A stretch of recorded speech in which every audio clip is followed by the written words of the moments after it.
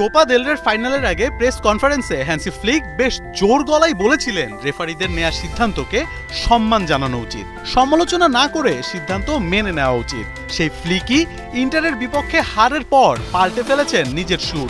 কড়া সমালোচনা করলেন ম্যাচ রেফারি, জানিয়েছেন ম্যাচের ভাইটাল সব সিদ্ধান্ত নাকি গেছে ইন্টারের পক্ষে।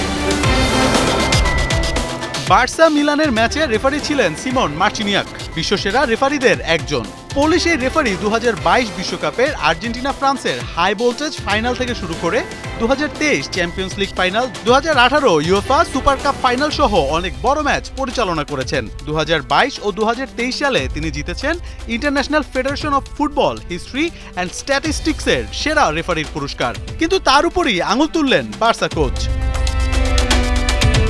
ফ্লিকের কোচিংয়ে কোয়াড্রোপল জয়ের স্বপ্ন দেখছিল বার্সা, তবে মিলানের কাছে হেরে স্বপ্ন ভেঙে চুরমার ইয়ামালদের।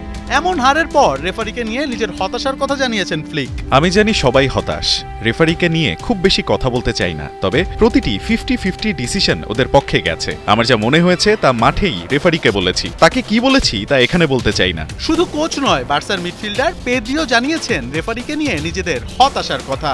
ইউএফার উচিত এই রেফারিকে খতিয়ে দেখা, কিছু ব্যাপার আমরা বুঝতে পারিনি।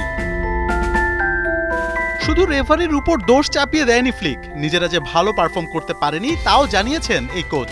ডিফেন্সে আরো ভালো খেলা উচিত ছিল বলে মনে করেন তিনি, তবে ইন্টার স্ট্রাইকাররাও যে দুর্দান্ত ছিলেন তাও অস্বীকার করেননি। সব মিলিয়ে হতাশার এক রাত পার করেছে কাতালুয়ানরা। ভুল থেকে শিক্ষা নিয়ে সামনের ম্যাচগুলোতে কামব্যাক করবে বার্সা, এই প্রত্যাশাই কোটি সমর্থকের। মোহাম্মদ আদনান, ৭১।